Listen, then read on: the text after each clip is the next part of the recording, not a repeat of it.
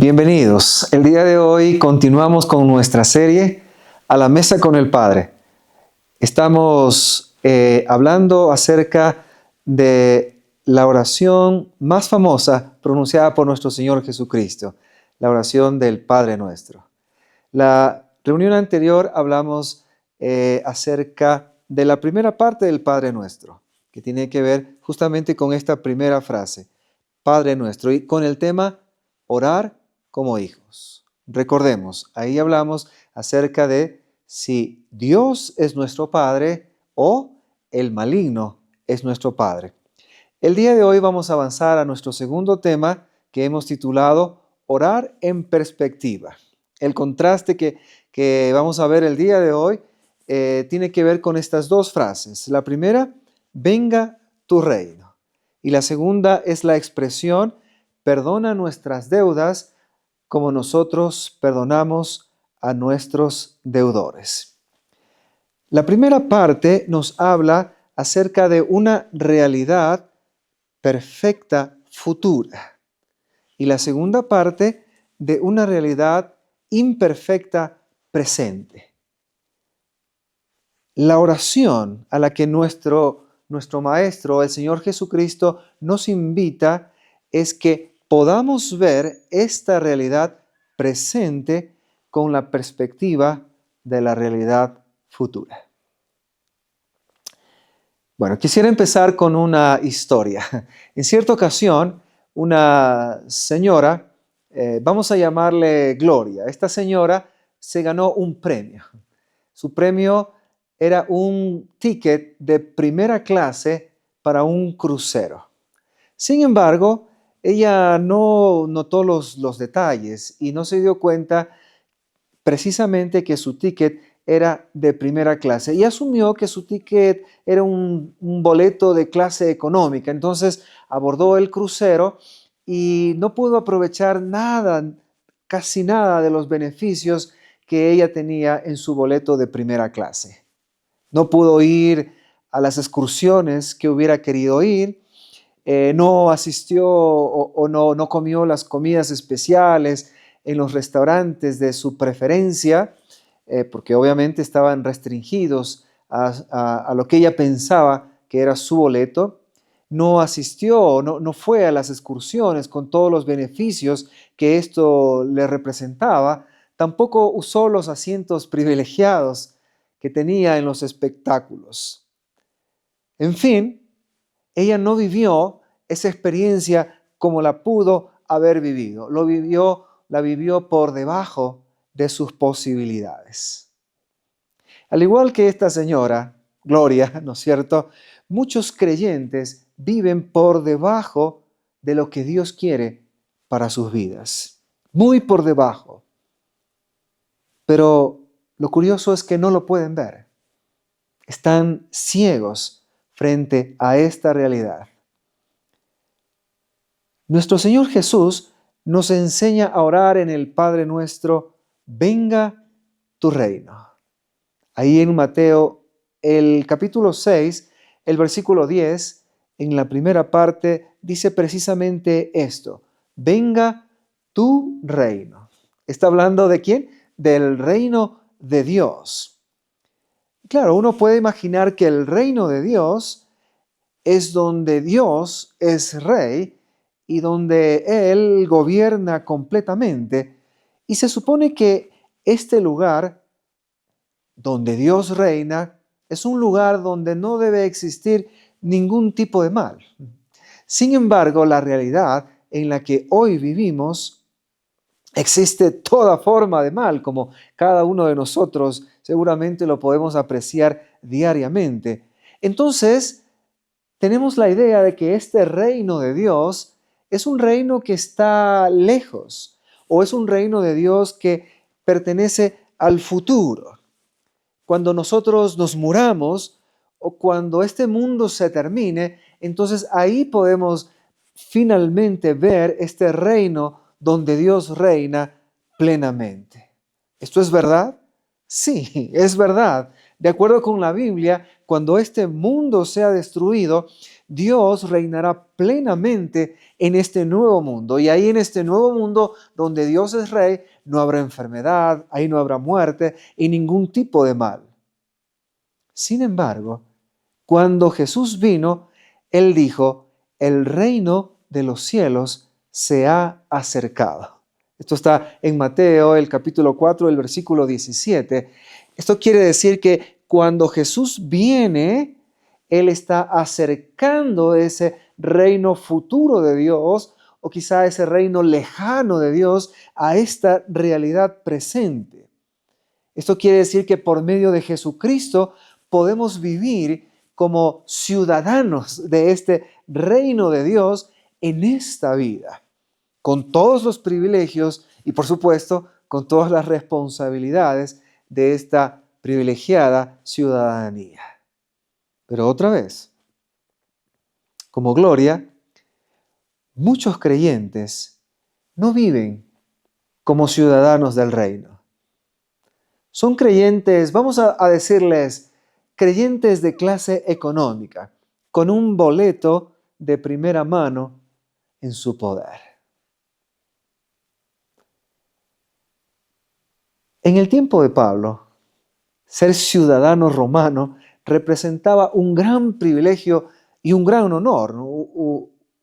Uno podía ser un ciudadano romano, ya sea por nacimiento o porque adquirías esa ciudadanía romana. Recordemos, al estudiar la palabra de Dios, vemos como Pablo aprovechó esta posición de ser un ciudadano romano para repeler a muchos de sus perseguidores, para atemorizar. Muchos de ellos retrocedieron cuando escucharon de Pablo, soy ciudadano romano. Podríamos decir que el día de hoy, ser ciudadano de los Estados Unidos, el país hoy por hoy más poderoso del mundo, podría asemejarse a esta experiencia, ¿no? Un ciudadano de los Estados Unidos tiene privilegios en muchos países del mundo, puede entrar sin visado a un lugar, puede ser extraído en caso de conflicto. Y la idea es que cuando uno vive a plenitud, esa ciudadanía puede y tiene todos estos privilegios, pero muchos no lo ven. Y es que ser ciudadano del reino de Dios es algo muy, muy especial. El apóstol Pedro hace eco de esta verdad ahí en su segunda carta, el capítulo 1. Él habla de las bendiciones que tenemos al ser parte del reino de Dios en esta vida. Podemos leer juntos. Segunda de Pedro 1:3, la primera parte, dice, Dios utilizó su poder para darnos todo lo que necesitamos. Noten ustedes que aquí no dice una parte de lo que necesitamos, aquí no dice la mitad de lo que necesitamos. El texto bíblico es claro al decir que tenemos todo lo que necesitamos. Y el segundo énfasis que quiero hacer es que dice lo que necesitamos, porque quizás alguien aquí diga, yo no tengo todo lo que necesito. Podemos decirle con claridad, seguro no tienes ni tendrás todo lo que quieras, pero lo necesario está asegurado en el reino de Dios para sus hijos. Sin embargo, como dice el apóstol Pedro, que tenemos todo lo que necesitamos, muchos no lo ven, están como ciegos. Por lo tanto, no viven como hijos de Dios o como ciudadanos del reino. Ahí en la segunda carta del apóstol Pedro, el capítulo 1, el versículo 9, dice, pero quien no lo hace así, es decir, vivir como hijo de Dios o vivir como ciudadano del reino de Dios, es como si estuviera ciego y olvida que Dios le ha perdonado todo lo malo que hizo.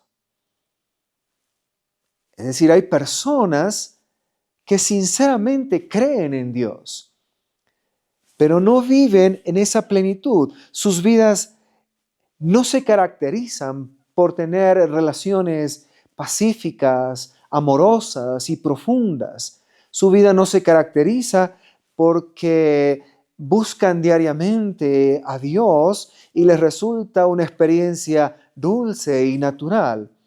Sus vidas no se caracterizan porque tienen una relación sana y balanceada con las cosas materiales.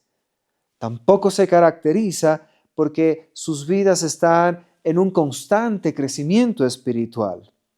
No. En vez de esto, estos creyentes dejan en su paso relaciones rotas, un actuar o un caminar con Dios que podríamos llamarlo informado, pero impersonal. También vemos en estas vidas una lucha constante con las cosas materiales y una carencia definitiva de crecimiento personal. Es decir, algo anda mal, ¿no? El apóstol Pablo dice, están ciegos. Por supuesto, no hay ningún seguidor honesto, serio, sincero de Jesús que quiera vivir así. Muchos se cuestionan a sí mismos por qué viven de esta manera. El versículo 8 de la segunda carta de Pedro, en el mismo capítulo 1, dice, porque estas cualidades, otra vez, las cualidades se refiere a vivir como hijo de Dios o como ciudadano del reino, si abundan en ustedes, los harán crecer en el conocimiento de nuestro Señor Jesucristo y evitarán que sean inútiles e improductivos. Wow, aquí esta frase es fuerte aquí del apóstol del apóstol Pedro. Él dice que hay cristianos que pueden ser inútiles e improductivos. Tú o yo podemos ser seguidores de Jesús inútiles e improductivos. Pero las personas que queremos al Señor, que amamos sinceramente a Dios y que estamos en sus caminos, no queremos ser inútiles e improductivos. Pero otra vez, el problema es que no lo vemos. Estamos ciegos, como Gloria, la señora del crucero. No quieren vivir bajo el potencial de su identidad como hijos de Dios, pero lo hacen. ¿Por qué? Bueno, hay 3 tipos de ceguera que una persona que ha creído en Dios puede tener. Y esta ceguera no le permite que el reino de Dios, ese reino perfecto, bueno, futuro, lejano quizás, venga a su vida, a esta realidad imperfecta presente. Entonces, veamos estos 3 tipos de ceguera que podemos ver a la luz de las Escrituras. El primero de ellos, ceguera de identidad. Veamos un ejemplo de esta ceguera de identidad en la vida del propio apóstol Pedro, ¿no? Él mismo seguramente estaba pensando en sí cuando escribió esto de ser un seguidor de Jesús inútil e improductivo, porque él mismo tuvo esta ceguera de identidad. Recordemos, ¿cuándo sucede esto? ¿Cuándo vemos esto? Cuando Jesús anunció, recordemos esta parte, que él iba a Jerusalén para ser crucificado, Pedro le dijo que él le seguiría hasta la muerte. Recordemos lo que dijo Jesús. Pedro, antes que el gallo cante, me negarás 3 veces. Sí, Jesús le advirtió que Pedro le iba a negar en 3 ocasiones. Este relato lo encontramos ahí en Mateo 26. Dice desde el versículo 33 al 35, cuando todos te abandonen, declaró Pedro, yo jamás lo haré. Te aseguro, le contestó Jesús, que esta misma noche antes de que cante el gallo me negarás 3 veces. Aunque tenga que morir contigo, insistió Pedro, jamás te negaré. Recordemos que cuando Jesús fue arrestado, Pedro le seguía de cerca en medio del alboroto, de la multitud. Él estaba en medio de toda la gente, quizá viendo de reojo a Jesús, y en estas circunstancias, 3 personas se le acercaron a Pedro y le cuestionaron acerca de su identidad con Jesús, acerca de si él era un seguidor o un discípulo de Jesús, y él en las 3 ocasiones y cada vez con mayor fuerza, mayor énfasis, negó que él era un seguidor de Jesús. A la madrugada el gallo cantó y Pedro cae en cuenta de que lo que Jesús le había dicho se hizo realidad. Y él ve esta terrible realidad, la realidad de que no era un verdadero discípulo de Jesús. Y entonces lloró amargamente. La pregunta es, ¿cómo alguien que ha caminado con Jesús, lo ha visto resucitar muertos, sanar enfermos, amar a la gente profundamente, puede llegar a negar a Jesús? Y la respuesta es esto, justo de lo que estamos hablando, esta ceguera de identidad. Más adelante, cuando Pedro se encuentra con el Jesús resucitado, lo lleva a caminar por la playa y le pregunta 3 veces si lo ama, la misma cantidad de veces que Pedro lo había negado. Ahora, notemos que Jesús no estaba aquí intentando humillarle. Jesús quería que Pedro se viera a sí mismo. Esto queda claro cuando le pregunta ahí en Juan 21:15, ¿me amas más que estos? Bueno, yo le añadí esta parte que dice, ¿todavía dices qué? Y esa es la pregunta que Jesús le está haciendo aquí a Pedro. ¿Todavía dices que me amas más que estos? Y Jesús no solamente está volviendo al comportamiento de Pedro, sino al defecto de su corazón que lo llevó a fallar. Jesús no está retorciendo el cuchillo en la herida, no, más bien Él está usando como un bisturí, como un cirujano para averiguar qué está causando el problema en Pedro. Y el problema era lo que el teólogo de la Universidad de Yale, Miroslav Volf, llama una identidad falsa. La identidad de Pedro se basaba en que él asumía que era superior a los otros discípulos. Pedro le dijo a Jesús que él era más fiel y más apasionado que todos. ¿Qué vemos aquí?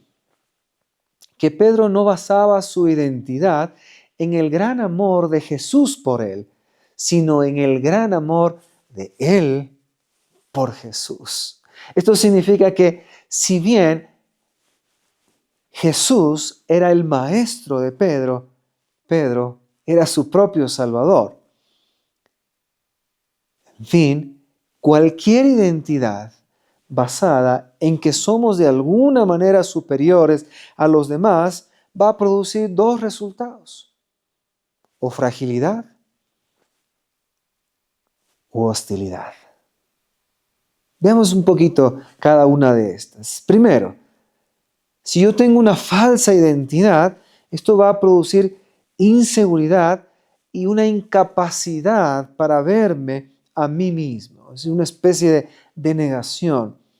Y acá Pedro no se dio cuenta de lo que estaba sucediendo dentro suyo, ¿no? A pesar de la advertencia de Jesús sobre su inminente fracaso, él no fue consciente del peligro. A nosotros nos puede pasar esto muchas veces, pero ¿por qué no lo podemos ver? Porque si una persona basa su valor en ser valiente, entonces si mira dentro de su corazón y ve cobardía, ¿qué es lo que va a tener que hacer? Va a tener que rechazar esa cobardía, va a tener que negar esa cobardía, o si no, mi yo va a dejar de existir, porque yo soy valiente, no puedo ser cobarde. Y esto es cierto en cualquier identidad que no esté arraigada en el amor inmerecido de Jesús. Por ejemplo, si basas tu identidad en ser exitoso y lo que ves es fracaso, ¿qué haces? Niegas el fracaso, rechazas el fracaso. te vas a sentir muy inseguro porque tu yo está en riesgo. Si basas tu identidad en una relación romántica, la idea de perderla o de no tenerla nunca te va a generar una profunda inseguridad. ¿Qué decimos entonces? Cualquier identidad de este tipo es frágil y conduce a la negación y a la falta de conciencia de uno mismo. Es decir, estamos ciegos frente a esta realidad. El segundo resultado es hostilidad hacia quienes son diferentes. Si nosotros obtenemos nuestra identidad de ser más apasionados o los seguidores más apasionados de Jesús, entonces vamos a estar enfadados o incluso vamos a ponernos violentos con alguien que se opone al Señor. Recordemos que cuando arrestaron al Señor Jesús, Pedro fue el único discípulo que actuó con violencia. Recuerdan que Pedro saca una espada y ataca a uno de las personas que venían a prender a Jesús y le corta la oreja. Y allí estaba Pedro, que decía ser el más grande y fiel seguidor de Cristo, haciendo todo lo contrario de lo que Cristo estaba haciendo. Jesús estaba muriendo por sus enemigos. Jesús estaba diciendo: Padre, perdónalos, pero debido a que Pedro basaba su identidad en su forma de actuar, en saber más y en ser mejor que los otros discípulos infieles, él tuvo que atacar a las personas que Jesús quería salvar. Otra vez, cuando una identidad falsa está en peligro, entonces podemos volvernos hostiles contra quien atente con esa identidad falsa. Por ejemplo, si tu raza, tu cultura, tu apellido, tu moralidad, tu política, tu dinero, tu éxito, tu belleza, tu equipo de fútbol o cualquier otra cosa que no sea el amor de Dios es la fuente fundamental de tu autoestima, cuando las personas amenacen esa imagen positiva que tienes de ti mismo, no vas a escucharlas, no vas a dialogar con ellas, vas a atacarlas. Eso es lo que va a brotar de tu corazón. Entonces te vuelves inseguro, te vuelves hostil, pero no lo ves. Estás ciego. Pero los que están a tu lado sí lo ven. Es por esto que ser parte de una comunidad es tan importante y tan necesario.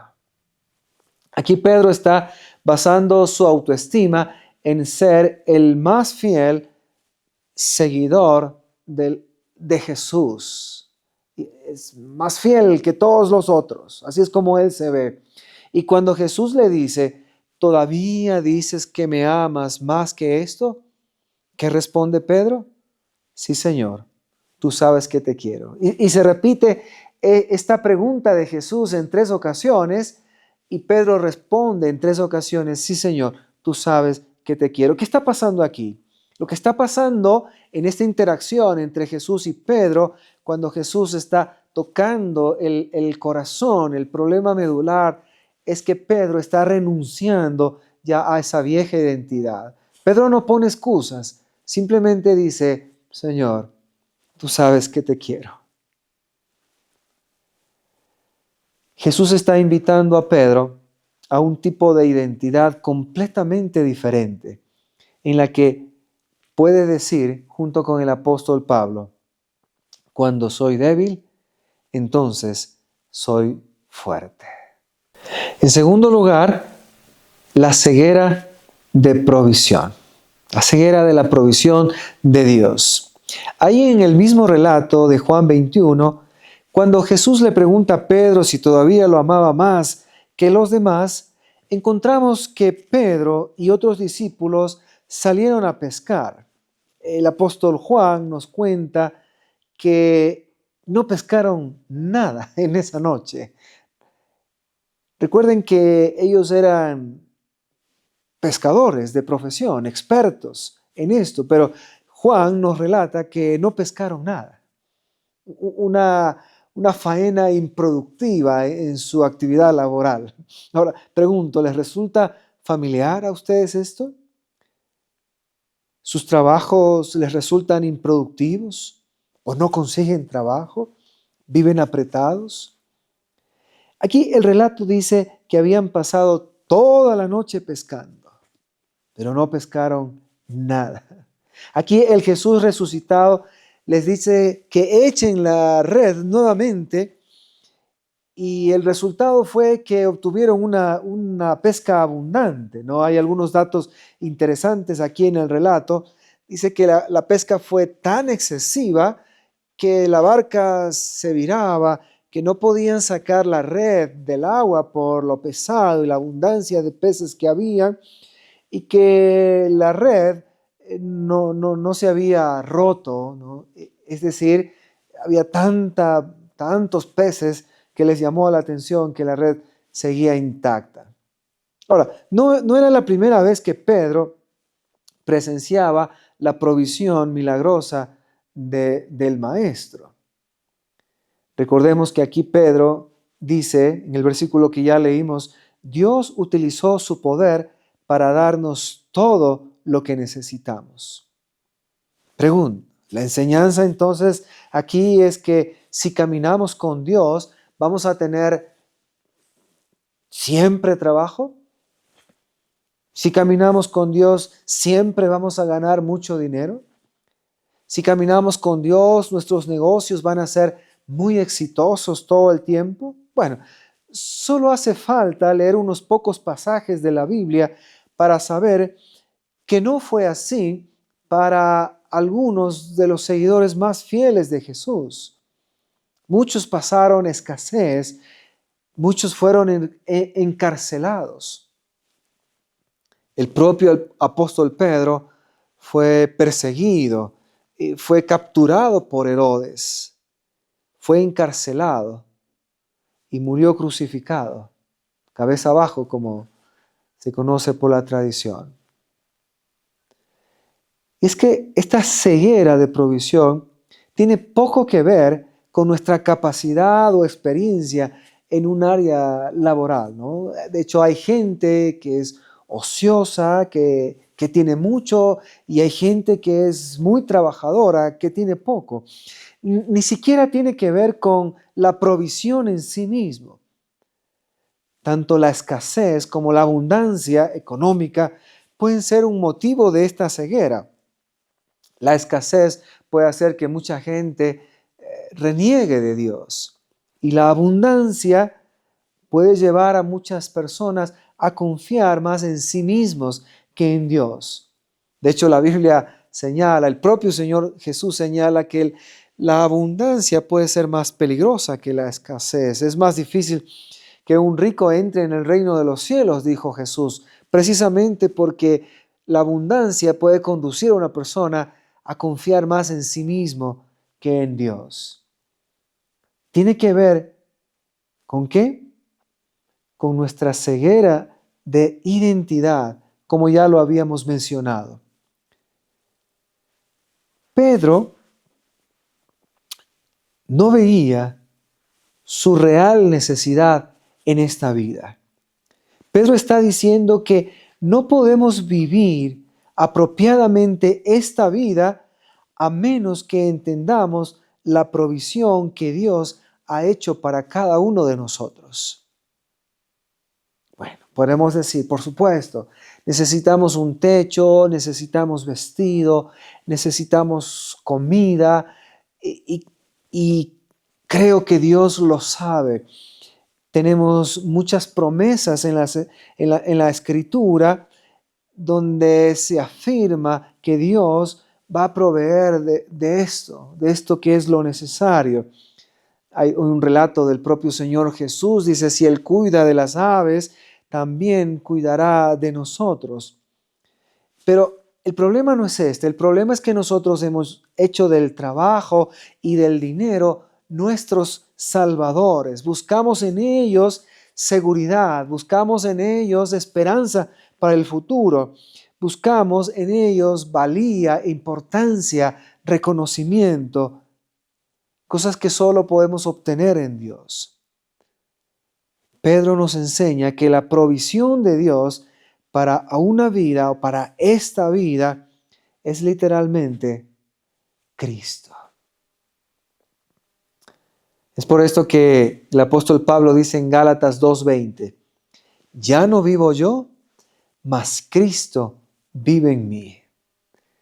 Es la presencia de Dios en nosotros lo que nos da todo lo que necesitamos para ser quien se supone que seamos y para hacer lo que se supone que hagamos. Entonces, sin una conciencia de la presencia de Cristo, tendemos a vivir en ansiedad. Cuando tenemos la presencia de Cristo y sabemos que en Él tenemos todo lo que necesitamos, entonces ya no vamos a estar abrumados por las dificultades. Un claro sentido de identidad, una confianza en la provisión de Dios nos da esperanza y ánimo para enfrentar las luchas y tentaciones que vienen en nuestro camino. En tercer lugar, la tercera forma de ceguera es la ceguera de los procesos de Dios. La Biblia aquí nos deja claro que cuando conocimos a Dios, cuando una persona se entrega a Dios, cuando una persona recibe a Cristo en su corazón, ese no es el final de su vida, ese es realmente el principio, ¿no? Este es un proceso vitalicio. No importa a qué edad nosotros llegamos a conocer a Dios.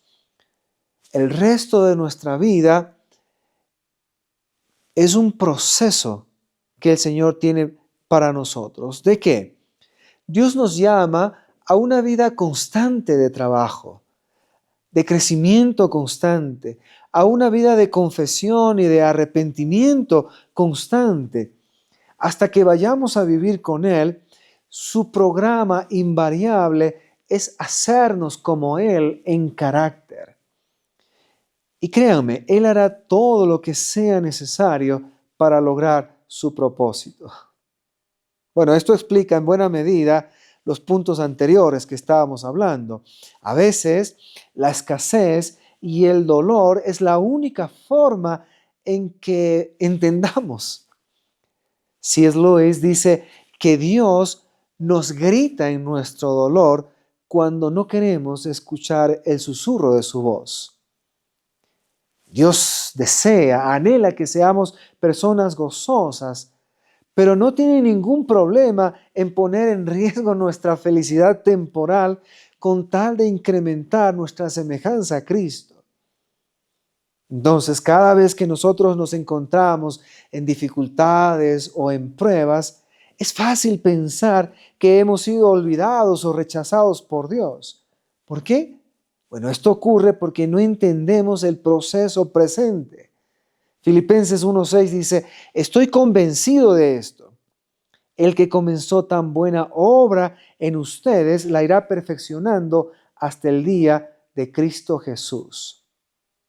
Entonces Dios no está obrando para que estemos cómodos o para que estemos sin dificultades. Él está obrando para que crezcamos.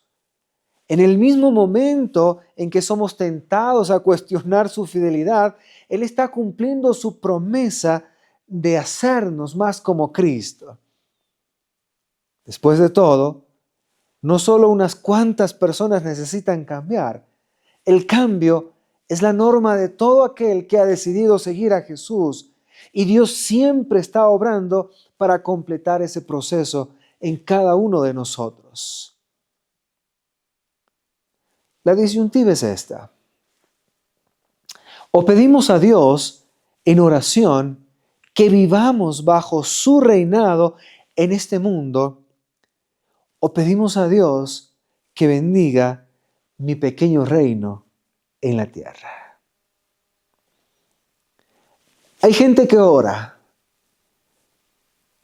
que venga tu reino. Y hay gente con esta ceguera que ora, venga mi reino. Ahí en Mateo 6:12 dice, y perdónanos nuestras deudas, como también nosotros perdonamos a nuestros deudores. Y este versículo es un reflejo de esta realidad presente, imperfecta en la que vivimos. Esta es una realidad llena de deudas. ¿Recuerdan ustedes que hace algunos meses atrás veíamos una serie en nuestra iglesia acerca de las deudas? Tú me debes, hablaba acerca del perdón. Yo te debo, hablaba acerca de la culpa. Dios me debe, acerca de nuestra codicia. Este mundo es un mundo de deudores. Lo cierto es que no podemos perdonar a nuestros deudores, como reza el Padre Nuestro, sin haber experimentado primeramente el perdón de Dios de la deuda más grande que nosotros tenemos. Si no hemos sido plenamente conscientes de que Dios nos ha condonado la deuda más grande, la que nosotros teníamos con Él, entonces difícilmente nosotros vamos a poder perdonar a otros deudores. En mi reino, el que la hace, la paga. En el reino de Dios, vivimos con deudas condonadas porque nuestra mayor deuda, la que tenemos con Dios, ya ha sido saldada.